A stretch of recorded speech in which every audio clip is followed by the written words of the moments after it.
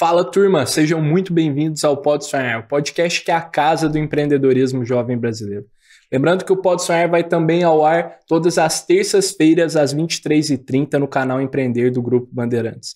E hoje estamos aqui com um convidado mega especial, o Flavinho, que é sócio fundador da M-Field. Flavinho, muito obrigado por ter aceitado o convite de estar aqui conosco. Um prazerzaço te receber. Eu que te agradeço. E você sabe que foi eu que abordei e pedi pra vir, né, cara? Pô, foi um prazer. Eu alguns episódios e falei, quero participar, pô. Eu tô viciado em corte de podcast, cara. E cada vez mais vai aparecendo mais. Eu falo, quero participar do Pode Sonhar. Obrigado aí por ter aceitado. Gratidão, pô. A gente, quando recebeu sua mensagem, ficamos super contentes. Falou, pô, uma honra gigantesca. Vamos levar. Empreendedores não tão jovens. Não sou tão jovem como vocês, não. Mas tô fazendo aí. Não, minha mas história. Mais que isso até, Fábio, a gente sempre gosta de falar, porque, cara, ter o espírito jovem, conversar com os jovens também, de empreender. Tem muita gente que nos assiste que quer empreender e carregar esse espírito dentro de si. É muito importante, né, cara? Assim, eu falo muito dessa questão de espírito lá dentro da empresa também, porque a gente tem um espírito de startup, apesar de não sermos startup. Mas eu acho que são as diretrizes que a gente traz junto com a gente, né? Assim, você não precisa se encaixar nessa caixa para conseguir levar isso como premissa. E a gente traz esse espírito jovem de startup, de poder errar, de acertar, de mudar a rota junto com a gente. Eu acho que esse espírito jovem a gente tem também. Total. E não tem como trabalhar com influência sem ter espírito jovem também, 100%, né, cara? 100%. Que é um assunto novo para todo mundo também. É um mercado muito novo. Então, a gente tem que pegar o frescor também dessa molecada, geração Z, enfim, que eu aprendo todos os dias com o pessoal também. Boa. Sinergia é muito grande aqui. A gente sempre gosta, Fábio, de começar o Pode Sonhar dando pontapé aqui, pedindo para os nossos convidados praticarem a concisão inteligente, desafiando eles a resumirem até 140 caracteres do que se trata seu negócio. Posso convidar para ler o que Vou resumir a M-Field de 140 caracteres. Somos inquietos pelo novo, sempre em movimento e em busca de conexões reais. Boa. Apenas um WhatsApp nos separa de influenciadores para criar histórias inesquecíveis para sua marca. Legal. Sensacional. Essa brincadeira de um WhatsApp, cara, a gente carrega isso desde o primeiro dia da M-Field. Sim, ficou muito legal. Isso é uma verdade, assim, a gente traz isso no mercado de conexões reais, de estar próximo de todo mundo e a gente conseguir falar com qualquer pessoa, estando a um WhatsApp de qualquer pessoa.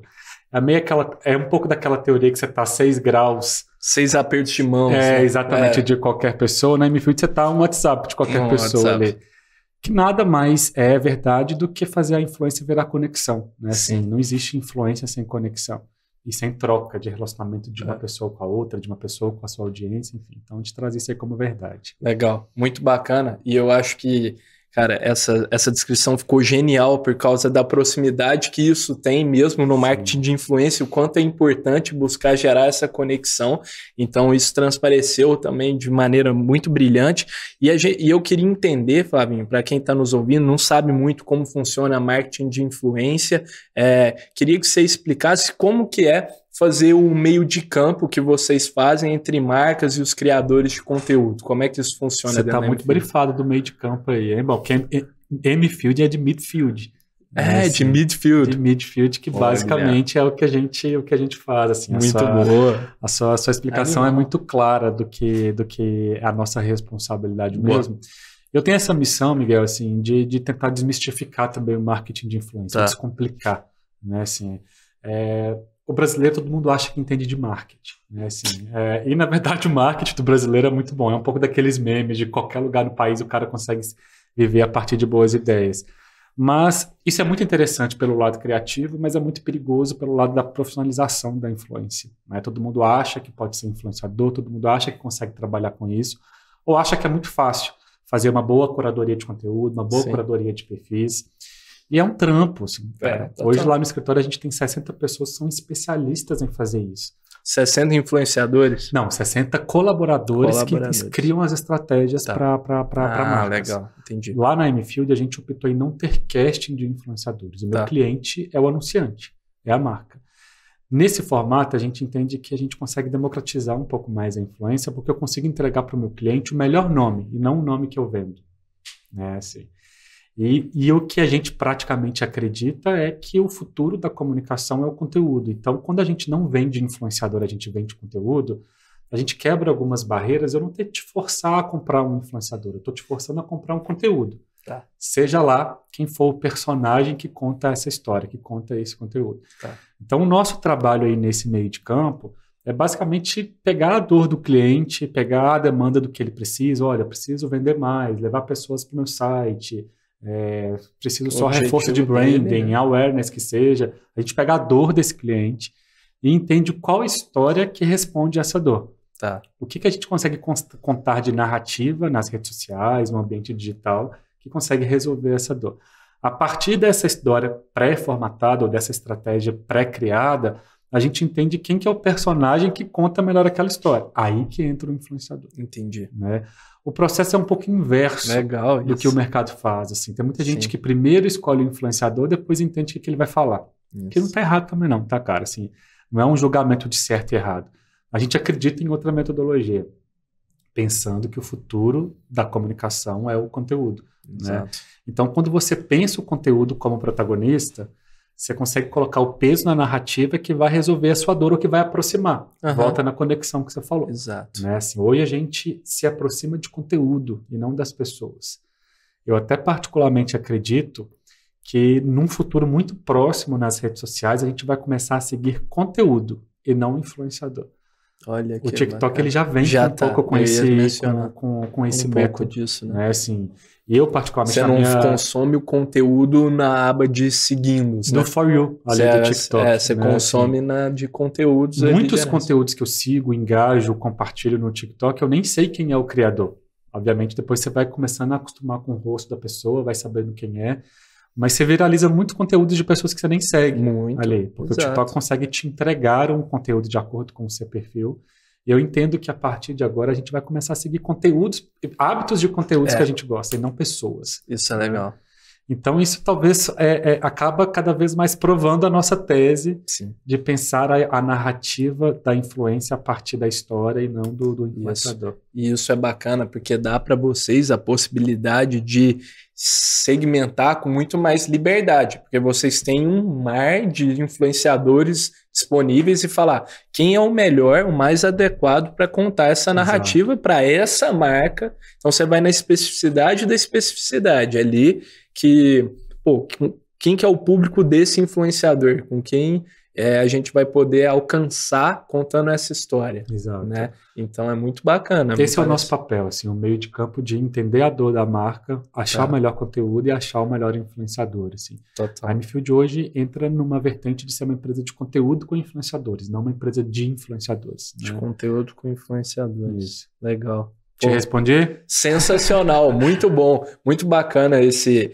formato que vocês trabalham. Eu fiquei curioso para saber, você falou que os clientes de vocês são as marcas e que vocês buscam atender eles. Sim.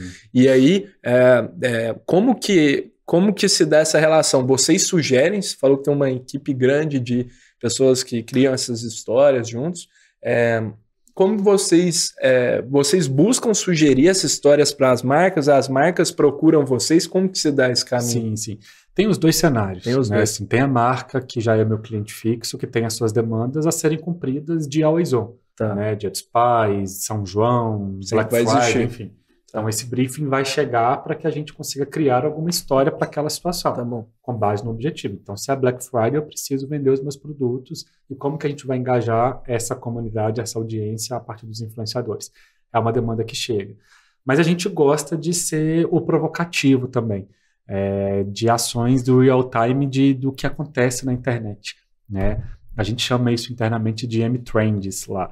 Que é basicamente pegar as tendências do que estão acontecendo e criar histórias para as marcas a partir das tendências. Que legal. Então pode ser uma música que viralizou, um influenciador novo que apareceu, um meme que surgiu naquela semana e que possa fazer sentido. Essa semana teve o lançamento do óculos da Apple. Da Apple, boa. Do novo óculos. E quando o cara estava apresentando lá, ele colocou o óculos e ficou muito parecido com o personagem do Leg Track da Sadia. Aquele personagem tradicional. E a Sadia é nosso cliente. Então a gente falou, opa, a internet inteira está falando desse óculos. Genial. E o meme que tinha surgido era, a Sadia já criou esse óculos há muitos anos atrás, porque era muito parecido os personagens. Aí te embarcou nessa história e criou conteúdo para a marca a partir disso. usando narrativas de influenciadores, enfim. Então, ter esse senso do factual também é muito legal, no nosso caso, assim. A internet tem vários mistérios e desafios que todo dia surge uma coisa nova, né? Claro que não dá para a marca embarcar em todas as histórias ali, mas a gente vai entendendo dentro dessas trends o que faz sentido a gente entrar nessa história ali. E é o que gera engajamento com o público, assim. É aquele sentimento de quando você tá vendo ou rolando as redes sociais, você fala assim, caralho, essa marca foi rápida, né? Como que os caras conseguiram pensar nisso aí? E essa velocidade, eu acho que é o que essa geração que consome conteúdo na internet gosta e fica pilhada. E que tem potencial de viralização e tudo mais, enfim. Então, a gente tem estudado cada vez mais esse formato também de produzir conteúdo factual, né? E o factual não é do dia para o mesmo dia, mas é como que a gente entra nas histórias que já estão acontecendo.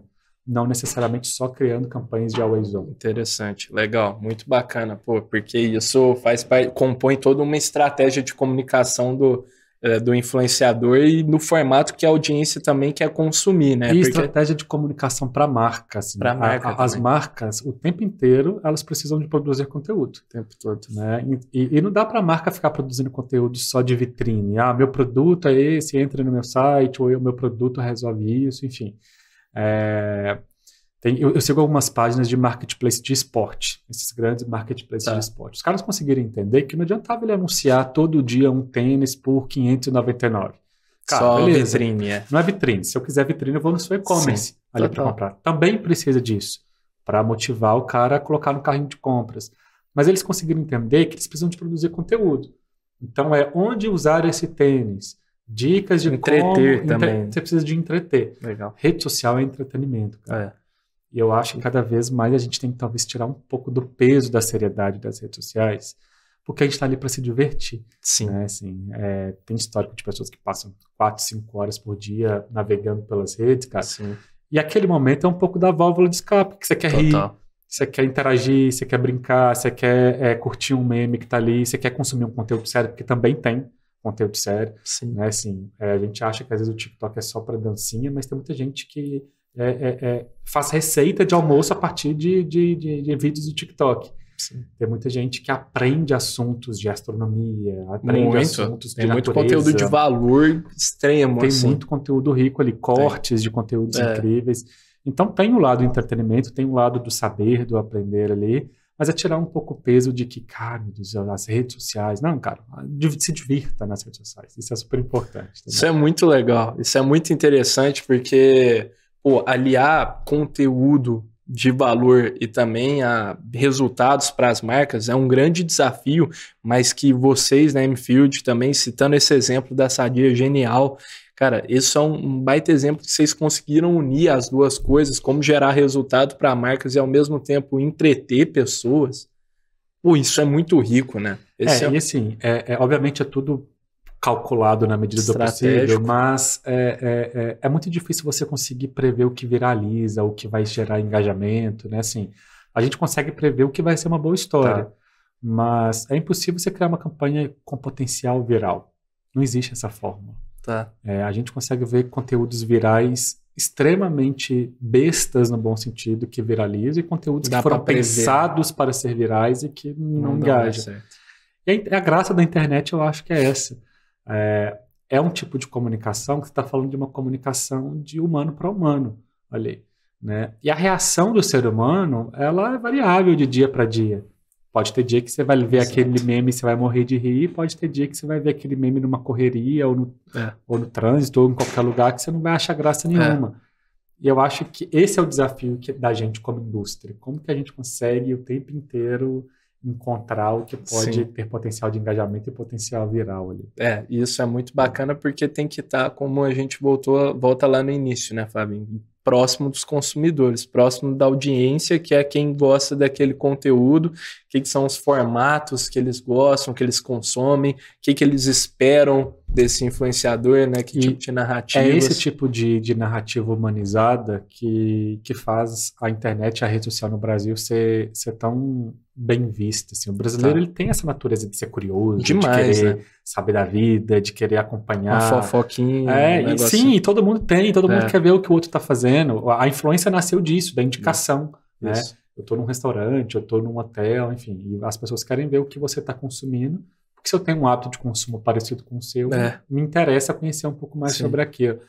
Esses dias me perguntaram o que eu achava que era o sucesso da Virgínia, de ter esses 40 milhões de seguidores, e ser esse fenômeno de venda de produtos e tal. E eu falei, gente, o sucesso dela é ser um conteúdo sem filtro, literalmente. Sabe? Assim, ela mostra a vida dela e muita gente se interessa por isso. Muita gente. Num passado recente, as pessoas gostavam de acompanhar a novela, que basicamente é uma reprodução da vida real, diversos recortes ali. Hoje em dia, as pessoas produzem as suas próprias novelas. Total. E você vai acompanhando como audiência naquilo ali. Então, não é que não tem fórmula, mas quando você cria um conteúdo que te aproxima da sua comunidade, que te faz gerar identificação, né? Eu citei o exemplo aqui do óculos da Apple. Eu me considero pertencente à comunidade da Apple maníaco. Sim. Consumo tudo de Apple. Então, qualquer conteúdo ligado a isso de uma pessoa que vai mostrar um pouco dos diferenciais do novo lançamento, o que um produto está falando, vai me aproximar, vai me engajar ali. E todo mundo tem a sua comunidade, né? Tem um cara que gosta de beach tênis, tem um cara que gosta de poker. Essa é um bom ponto, Flávio. Você acredita que todo mundo tem a sua comunidade? Tipo assim, se existir um cara que fala de concerto de violinos... Demais, cara. Tem um capítulo no meu livro que eu falo sobre essa questão de comunidades, assim. E, na verdade, mais de uma, né? Todo mundo consome mais de uma comunidade, que é hábito de consumo, do que você gosta mesmo. E tem, gente, público para tudo nesse mundo. Tem a comunidade do cara que gosta de automação doméstica de casa. Esse eu gosto. Fica viciado em cortina que sobe sozinha, em piso que aquece. Você consegue ligar a luz de fora de casa. Me pega. Você gosta de... Você pertence à comunidade de automação. Sim. Assim, eu, por exemplo, tô gostando de assuntos ligados a tênis, gosto de tecnologia, então tudo... Se você for pegar a minha For You do TikTok, você vai ver muito conteúdo ligado a isso. Inclusive, essa questão de For You do TikTok, você revela a natureza da personalidade da pessoa ali. Né? Se é conteúdo de gastronomia, a pessoa gosta de cozinhar, se é conteúdo, enfim, de diversão. E se tá aparecendo só conteúdo de dancinha para você, é porque você gosta só de conteúdo de dancinha. Você gosta de dancinha. O TikTok te entende melhor que muitas pessoas. Eu li esses dias, Miguel, que o TikTok consegue entender o comportamento da gente em 3 minutos. 3 minutos. Os primeiros 3 minutos de uso do seu dia, ele consegue entender os vídeos que você mais assistiu, que você voltou em algum, se passou mais tempo em algum específico. Isso é muito louco. E a partir daí ele vai te entregando conteúdos relativos a isso, cara. Esses dias, curiosidade, eu falei isso com a minha irmã, ela foi, deixa eu pegar então só For You pra ver o que tava. O primeiro vídeo que apareceu, eu vi, era um vídeo que não tinha nada a ver comigo, era o nascimento de uma bezerra, eu juro por Deus. Só que em algum momento, apareceu esse vídeo no TikTok pra mim, um bezerro nascendo numa fazenda, e eu achei aquele fato curioso, eu assisti mais do que 30 segundos. Eu falei, caramba, um bezerro nascendo, deixa eu ver como funciona isso aqui. Só que o fato de eu ter assistido mais de X segundos, o TikTok entendeu que talvez aquilo era um conteúdo para mim. E começou a me reportar aquilo ali. Enfim, depois você consegue ir limpando e automatizando o seu tipo de conteúdo ali. Reforça aquela tese do que a gente vai seguir conteúdo e não pessoas. Exato. É impressionante como ele é inteligente, né? O algoritmo é confeccionado para te entreter de uma forma absurda. Impressionante mesmo. É um baita referência sobre entendimento do comportamento de consumo das pessoas para qualquer área, eu acho. Jornalismo, para qualquer área, ninguém entende o comportamento das pessoas como o algoritmo do TikTok foi capaz. É impressionante. E é muito focado nessa questão de comunidade que a gente falou. Muito, né? Assim, não existe influência sem comunidade. Não existe, na verdade, publicidade sem comunidade. É a comunidade que te traz autoridade, é a comunidade que te forma brand lovers, é a comunidade que faz com que as pessoas comprem. E é um conceito, cara, que hoje em dia a gente confunde um pouco fã de comunidade, né? Tem o fã do Gustavo Lima, não necessariamente a comunidade do Gustavo Lima. São coisas diferentes. Cara, o fã não necessariamente ele está disposto a comprar. O fã ele admira o artista, o talento, ou ele credibiliza uma autoridade para alguma pessoa, em cima de algum assunto específico. A comunidade, cara, ela influencia outras pessoas a querer participar, ela tem potencial de compra ou interesse de compra em algum assunto específico. Tá. Ela não é só um admirador. Ela consome, ela indica, Tá. ela pratica o boca a boca, Entendi. né? Que nada mais é do que a essência da influência, o boca a boca, né? Você indicar alguma coisa para alguma pessoa. Enfim, então tem um pouco dessas Tem essa diferenciações. diferenciação. Saber trabalhar com as duas coisas é importante Exato. também. Isso até prova um pouco esse movimento atual de influenciadores que estão criando suas marcas, né? E que estão nesse movimento de DNVBs, né? Você pega, às vezes, alguns influenciadores com milhões de seguidores que se aventuram a criar marcas e depois não vendem muito. Tem casos que não funcionam também. Não funciona. Né? Esse cara tem fãs, mas esse cara tem mais fãs do que comunidade. Entendi. Né? Entendi. E quando o cara, às vezes, pode até não ter um número de audiência muito expressivo, mas tem uma comunidade muito fiel, esse cara vai gerar conversão. Legal, porque aqui, Fabinho, a gente recebeu uma empresa que não pode sonhar, é a Basemaker, que eles estão inseridos na Creator Economy também, e eles atuam mais na ponta dos influenciadores, então ajudam eles, capacitam na criação de conteúdo, dão um know-how para eles como trabalhar com marcas, né? Legal. Porque muitos influenciadores não sabem quanto vale a audiência que ele tem, né? E crescem muito rapidamente, porque levam jeito para criar conteúdos e são naturais, como você falou da Virgínia, e aí eles entram inseridos nisso. Sim. E é muito interessante como essa história também se repete, de criação, de como o valor que tem ter narrativas autênticas e construção de comunidades. Eles falam muito sobre isso. E essa questão de profissionalização do mercado envolve essa técnica de fazer com que os influenciadores entendam o seu poder, entendam o poder da sua audiência, enfim, e que eles saibam, de fato, tratar isso como uma profissão. Isso. Né? Hoje em dia, no Brasil, cara, tem mais de 9 milhões de pessoas declaradas influenciadores. 9 milhões? É muita gente. Que Entre isso? micro-influenciadores, a sua grande maioria, mas, obviamente. Nossa, é surpreendente. Mas é muita gente, cara. E é muita gente que entende que isso é fonte de receita. Isso gera receita para sua família, ou é uma receita complementar, enfim. Então a gente precisa entender dessa responsabilidade de profissionalizar isso também. Não só o cara entender as responsabilidades de que no momento que uma marca te contrata, você está emprestando a sua autoridade para a marca, você não está vendendo a sua audiência. O vender a audiência é tratar o influenciador como mídia, que é o que eu acredito menos. Né? Eu acho que o influenciador é meio. Legal isso. Mídia são as plataformas. Né? Obviamente, ele está exercendo um papel de mídia dentro de um cenário genérico, mas você não compra audiência de influenciadores. Você compra autoridade, você compra o formato de conteúdo que ele tem. Quando você compra audiência, é a mesma coisa que você está comprando mídia programática, que é banner na Globo.com. Sim. Né? Aí você vai ter uma garantia de entrega, você vai conseguir ter um número ali um pouco mais certo. No marketing de influência é um pouco diferente, porque a gente tem essa responsabilidade de treinar o influenciador também a entender qual a responsabilidade dele dentro desse ecossistema. Né? E é muito difícil quando se fala em micro-influenciador ou pessoas que nunca trabalharam com isso, entender que é um job, que você tem hora para postar, que tem uns requisitos de do's e don'ts a serem cumpridos ali, que tem uma responsabilidade, você está falando pela marca.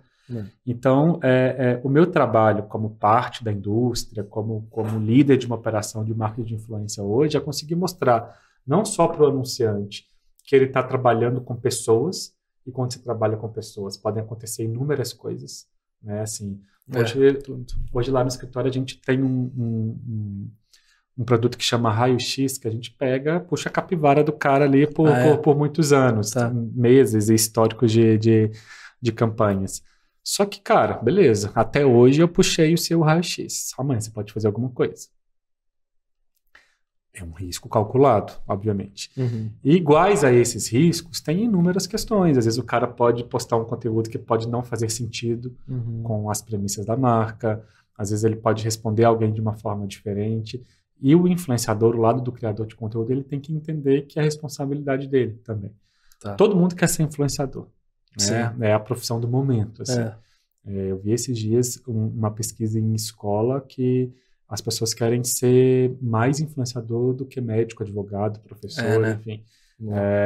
Era aquela pesquisa, era aquele histórico antigo que todo mundo queria ser, a criança queria ser astronauta, bailarina, enfim. Hoje o cara sonha em ser influenciador. Perfeito. Né? Mas não sabe o trampo e a responsabilidade que é. Tá muito na moda criador de conteúdo, né? Agora todo mundo é criador de conteúdo. Só que também é uma responsabilidade adicional. Todo influenciador quer ser criador de conteúdo. Mas quando você coloca na mesa para o cara criar conteúdo, ele fala, mas que preguiça, dá trabalho criar. Sim, não é fácil. Não é fácil, tem que fazer um roteiro, tem que editar. Pô, criador de conteúdo é isso. É isso. Não é pegar o celular e sair gravando e falar qualquer coisa. Então, as dores e as delícias de trabalhar nesse mercado. Sim, também. legal. Interessante, boa. E, Lavinho, você contou um pouco também sobre o quanto é difícil, às vezes, um grande desafio da indústria é mensurar os resultados do marketing de influência, que não é uma ciência tão exata como outros tipos, como a mídia tradicional, né? Como mídia, por exemplo, em programática, que você mensura quantos cliques teve, etc. Tem um valor diferencial, o marketing de influência, sim. Até pelo próprio nome de ser sobre influência da pessoa.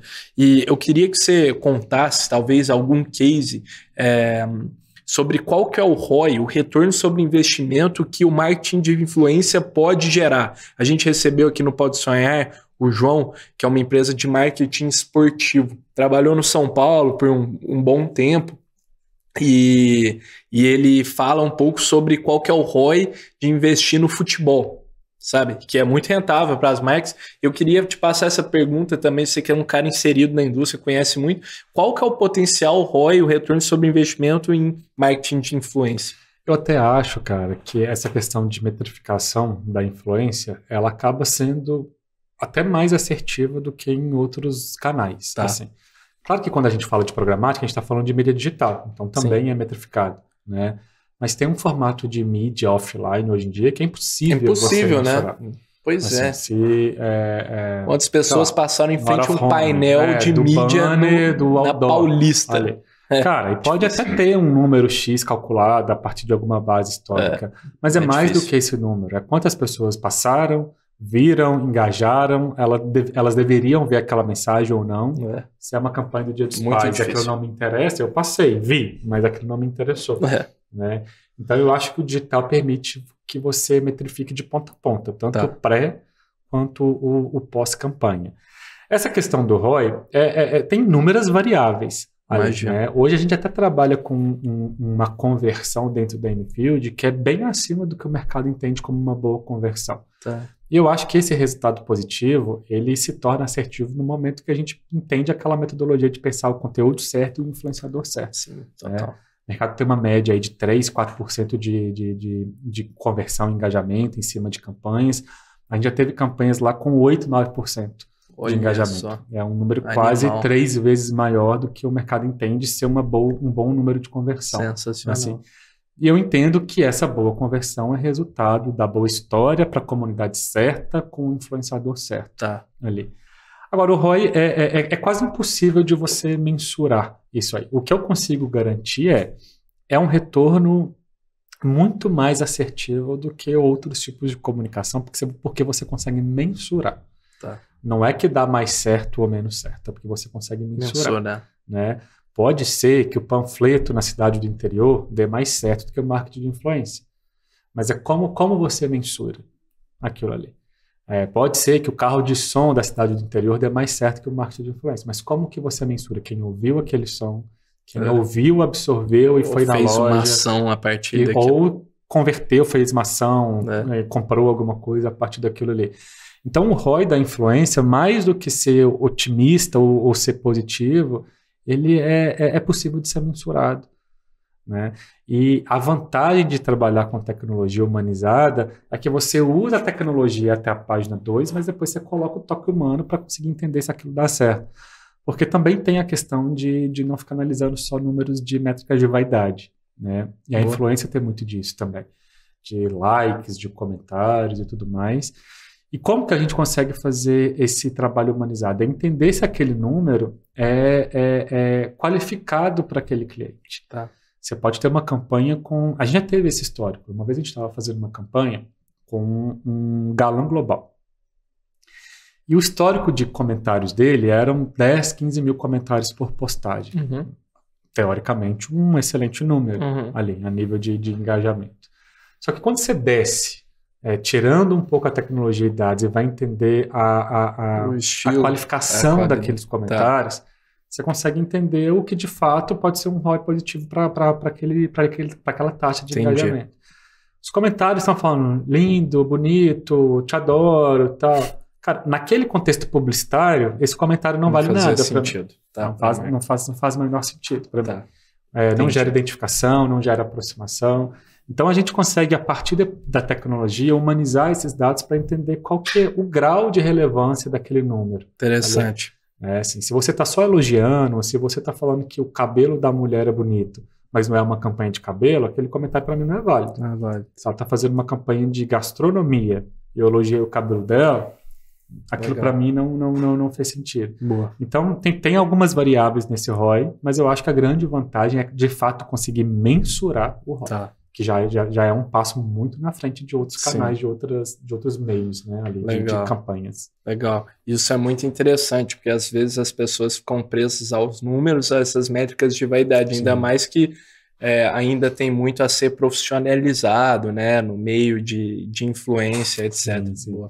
E você sabe que quando a gente faz o gancho com o criador de conteúdo, geralmente não são os caras que têm o maior número de seguidor, não são os caras que têm os posts com o maior número de curtidas, mas são os caras que de fato entregam a narrativa. E as marcas conseguem entender, depois que vem o conteúdo pronto, obviamente, que é tão interessante criar a história com aquelas pessoas, que é interessante que ele publique nas redes dele, ele use a audiência dele, mas eu consigo me apropriar desse conteúdo e postar nas minhas redes também. Então, uma estratégia legal que as marcas que a gente trabalha têm feito hoje eu vou trazer o criador de conteúdo para gerar conteúdo para a comunidade dele, mas eu vou me apropriar desse conteúdo para as minhas redes. E não é um simples repost, não. Tem marca que já cria o cronograma de postagens a partir do que os criadores de conteúdo estão criando para ela. Ali. É uma forma de você conseguir ganhar escala naquilo também. Né? Você imagina um Itaú que tem que fazer 2 posts por dia interessantes. Não tem máquina que consiga produzir conteúdo de 2 posts por dia ali. Nem agência de publicidade que te passe uma verdade de aproximação com a audiência. É quase que você tem que produzir 2 filmes por dia. Nossa, não tem capacidade técnica e humana para aquilo. Como que você escala isso? Colocando influenciadores para criar para você. Né? Então, a gente tem muito histórico de marcas que se apropriam dos conteúdos para produzir os seus próprios conteúdos também. Assim. Que interessante, muito legal esse caminho também das marcas aproximando e sobre essa perspectiva do valor que traz as empresas criarem conteúdos, narrativas interessantes. Esse é um grande desafio, né? Saber contar boas histórias e os influenciadores são... Até porque, assim, como consumidor, a não ser que você pertença a uma comunidade, é muito difícil você seguir páginas de marcas. Muito difícil. Né? Assim, eu sigo algumas, obviamente, sigo porque faço parte do ecossistema, porém sigo as da minha comunidade, porém é muito difícil você seguir uma marca por seguir, a não ser que ela produza conteúdos muito interessantes ali. As marcas que eu sigo de forma orgânica é que eu gosto do conteúdo que ela produz, às vezes é educativo, às vezes me dá uma dica interessante, sei lá, eu gosto de cozinhar, se a marca me apresenta receitas interessantes, aquilo pode me inspirar. Isso. Mas se a marca começa a postar só... coisas institucionais ou produto, compre agora, venda, promoção, você dá um follow naquilo. Não faz sentido. Não faz sentido. E as marcas que já estão produzindo conteúdo estão criando as suas comunidades. Esses dias eu estava acompanhando as redes sociais do Bis Chocolate. Bis, eles são bons, né? São geniais. Pô, já foi até citado aqui no Pode Sonhar que eles são bons para criar conteúdo. Eles são muito legais. Que conecta. E é um tipo de conteúdo que conecta, que engaja, que cria uma relação, que você dá risada, que te entretém como um todo. Então, obviamente, não é todo dia que você compra um Bis, mas fica na sua cabeça. Fica como um bom conteúdo, assim. Boa. Flavinho, cara, agora estamos chegando para um quadro clássico aqui do Pode Sonhar, que nós desafiamos nossos convidados a vender um objeto inusitado, bastante inspirado naquela cena do filme do Lobo de Wall Street, em que o personagem interpretado pelo DiCaprio pede para um dos funcionários vender a caneta. You can sell anything, sell me this fucking pen right here. You can sell anything, sell that. Go ahead. Aqui no Pode Sonhar a gente gosta de trocar a caneta e o objeto da vez, Flavinho, foi uma tampinha de garrafa. Eu tô vendo que você tá mexendo nessa tampinha. Eu falei lá, velho. É, tampinha de garrafa PET. Então, ela é isolada, você pode usar a sua criatividade, se quiser combinar ela, fica à vontade. Eu vou dar um tempo para você pensar, enquanto isso eu vou dando um recado para as marcas que queiram nos apoiar aqui no Pode Sonhar, dar voz a mais novos jovens empreendedores e levar soluções e valor para o Brasil, que estão combinando e construindo coisas super legais, empreendimentos e negócios que geram muito valor para as pessoas. Na descrição desse episódio, nosso canal do YouTube do Pode Sonhar Podcast, vai ter um link onde você pode entrar em contato conosco, nosso e-mail, nós vamos ficar muito felizes em trocar essa ideia com vocês. Pô, meu Deus, agora eu tenho que vender essa tampinha para você. Agora vamos ver o que sai daí. Tá difícil. Você gosta de tomar água? Você se hidrata muito durante o dia? Me considero um cara hidratado. Você considera um cara hidratado? É, porque eu sei que a pessoa tem que tomar no mínimo 2 litros de água para conseguir cumprir facilmente esse batidão. Boa, ali, eu né? sou um potencial cliente. E você leva a sua garrafinha de água para todo lugar que você vai? Leva para todo lugar. Mas é uma squeeze, é garrafinha? Como que é? Cara, vou te falar que eu acho que eu vou dificultar para você com a minha resposta, velho. A minha é aquela... É uma água na caixa, sabe? Ah, sim, que inclusive eu conheço os até fundadores. Recebemos ele no Pode Sonhar. Sim, é legal. É da Link, não é? Os fundadores? Sim, um dos sócios é da minha sala, Marcelito. O pessoal me contou lá, dia que eu fui lá. Bom, deixa eu pensar como que eu vou te vender essa tampinha aqui para que você sinta a necessidade de ter esse produto em casa. Tá bom. Você tem histórico na sua casa de reciclar produtos, embalagens, tem. Lá em casa a gente recicla. Tudo mais, você faz coleta seletiva e tudo mais? Lá em casa a gente separa. Tá, legal. Meu Deus, Miguel, você me pegou agora. Você tinha que falar que não, pô. Não, pô, mas tá fácil. Isso aí é um item... Por qual linha você ia? De que eu não ia ser reciclável? Não. Sim, eu só queria entender o caminho que eu ia seguir. Se era um produto que você consumia ou se era um produto que você tinha histórico de reciclar mesmo. Você namora, cara? Namoro. Tá, legal. Foi a resposta satisfatória. Não, foi. São ganchos aí que eu tô precisando pra pegar. Você sabe que muitas vezes quando a gente tá no dia a dia, a gente precisa de alguns recipientes para guardar pequenos objetos ali, né? Assim, seja um brinco que ficou perdido, uma moeda, um anel que você fica naquela de não ficar perdido. E eu entendo que talvez no seu dia a dia você precisa começar a colocar algumas coisas em caixinhas para não se perder. Qual que é o seu signo? Sou escorpião. Escorpião é desatento. Escorpião é desatento de natureza, que eu entendo de astrologia. Boa. Viu? É desatento, tem histórico de perder as coisas, tem histórico de não ser organizado. Muito bom. Você na sua vida profissional, tô te falando como pessoa física. Boa. Ali. Mas eu acho que se você tiver uma série de tampinhas concentradas dentro de uma caixa, que você consiga guardar suas pequenas coisas em casa, seja objetos de joias, seja objetos que você talvez possa se perder durante o dia ali, podem te ajudar a conseguir a se organizar melhor no seu dia a dia. Então a minha sugestão aqui é em cima de um produto que a gente tá vendendo. É uma caixa de vários mini departamentos feitos a partir de tampinhas plásticas. Ah, animal.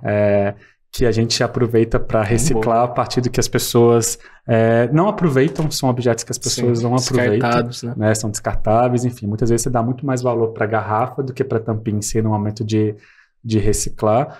E a gente aproveitou todas essas tampinhas para criar uma caixa multiuso que você consiga colocar no carro ou em casa, para guardar pequenos objetos e não perder.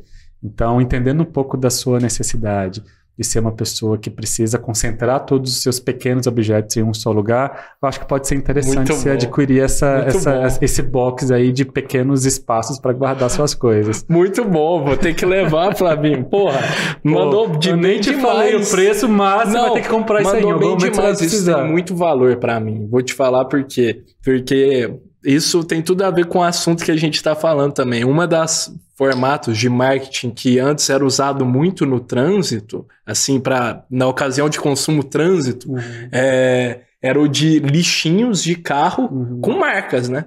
Cara, não dão isso mais. Isso faz uma falta absurda. Quando você lava o carro, geralmente os caras conseguem colocar ali com a marca do Lava Jato. Pois ali, é, né? então, mas o meu Lava Jato não dá. E eu sinto uma falta danada disso. Muita. Então isso aqui vai vir Eu lembrei disso porque eu tenho alguns anéis e no meu carro ali ficam alguns anéis espalhados. Quando eu volto de um evento, eu vou tirando e tal. E fica solto.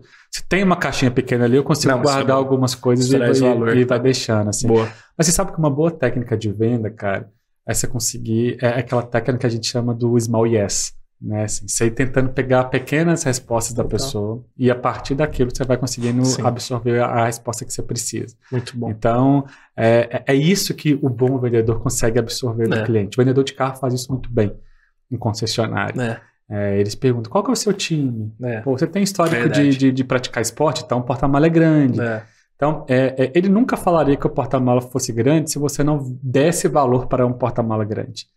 Então, eu não ia nem mencionar isso. Se eu não tenho filho, se eu não tenho o hábito de consumir grandes coisas no porta-mala, o porta-mala ser grande ou não, para mim não faz diferença nenhuma. Gera valor. E a partir do small yes, ele vai entendendo. Você pratica esporte? Ah, tá. Você pratica esporte, mas é bike? Tá, então você precisa de espaço. Você pratica esporte, você joga tênis, então você precisa colocar algumas raquetes, alguma mochila. E nisso aí, ele vai pegando pequenas respostas para que ele consiga te dar o argumento que você precisa ouvir, não o que ele quer falar. Perfeito. Né? Então, eu te fiz algumas perguntas para entender um pouco do seu hábito de consumo e a partir dali... Você vai criando os seus argumentos. Muito bom. E eu acho que os melhores vendedores aqui do Pode Sonhar usam a abordagem de perguntas, Fábio. Igual você fez. Foi ali puxando as informações com perguntas.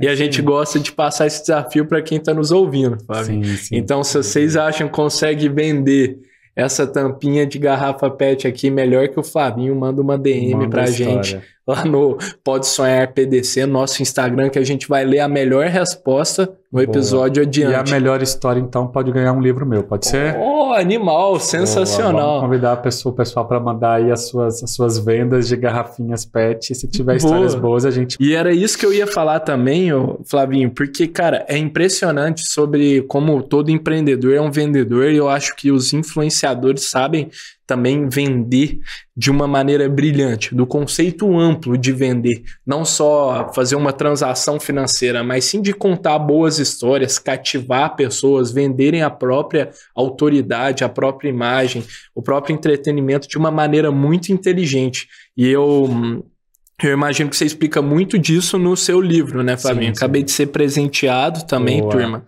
Estamos aí, com a economia da influência. Eu trago um pouco dessa minha história de empreendedor, sim. Trago um pouco da minha história de intraempreendedorismo, que eu acho que é importante a gente inspirar as pessoas a empreender, a criar seus negócios ou participar de negócios, né? Mas a missão do Economia da Influência, basicamente, é a gente conseguir nivelar com que todo mundo entenda um pouco mais sobre o ecossistema do Creator Economy. Né? Assim, é um livro que eu fiz de forma muito didática, que ele não funciona só para C-Level, para estudante de marketing ou para entusiasta de comunicação. O cara que pode não entender disso, ele vai se identificar com as histórias que foram criadas aqui. Porque eu trago histórias da publicidade tradicional, da publicidade no cinema, e a partir desse gancho, a gente entende a evolução até chegar onde a gente está hoje. Então, a ideia aqui era não ser um livro só para especialista.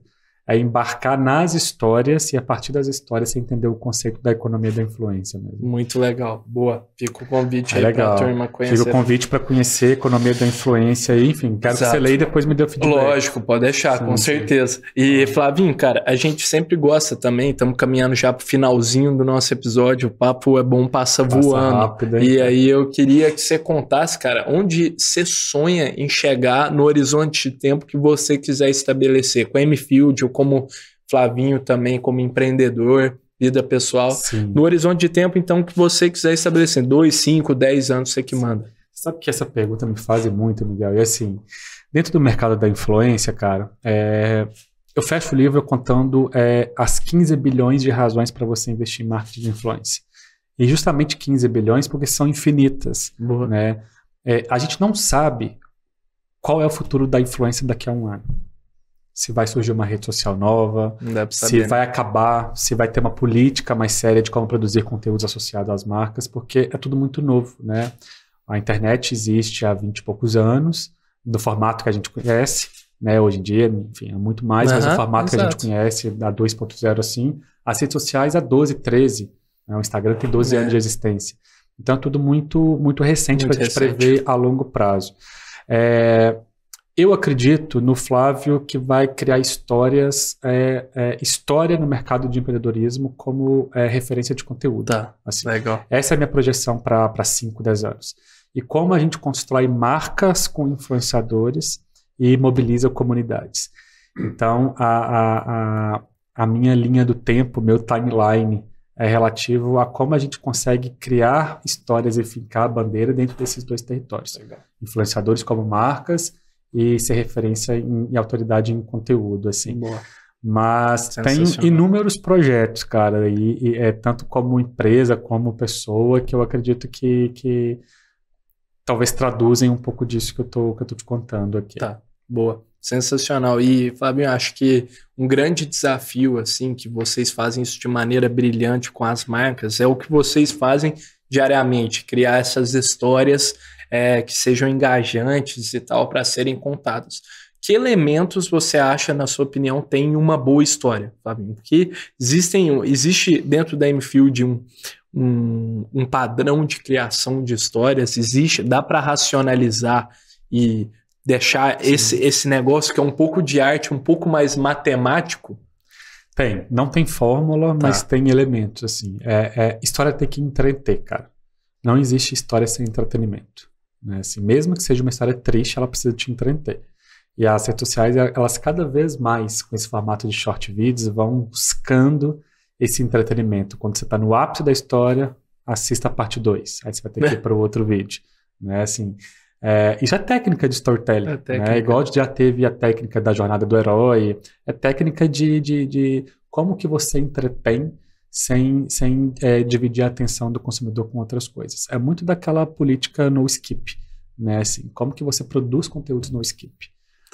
De publicidade, que a pessoa consuma publicidade sem perceber que aquilo é publicidade. Sem perceber, né? A geração nova, ela já tem esse histórico de no skip. É basicamente o botão do YouTube que você quer pular a publicidade, no meio da música, do clipe, do vídeo que você está assistindo.